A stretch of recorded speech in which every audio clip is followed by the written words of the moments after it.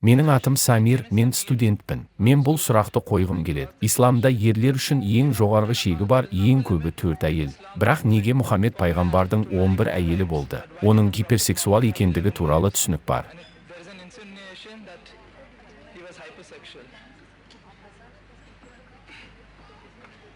Мәселе мынада, ислам ең көп дегенде 4 әйел алуға мүмкіндік беретіндіктен. Мұхаммед пайғамбардың 11 әйелі қалай болды? Мен бауырласпен келісемін. Құранда, Ан-Ниса сүресінде 4-ші тарау. Аят 3-те ең көбі 4 әйел болуы мүмкін дейді.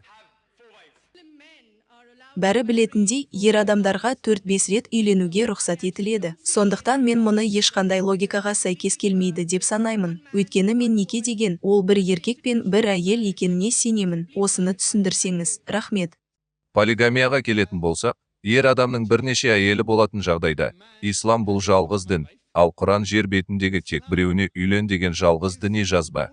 Құраннан басқа ондай бірде бір діни жазба жоқ. Мен салыстырмалы дін тану пәнін оқып шықтым, және басқа бір кітапта тек біреуіне үйлен деп айтылмаған. Киелі кітапта мұндай аят жоқ.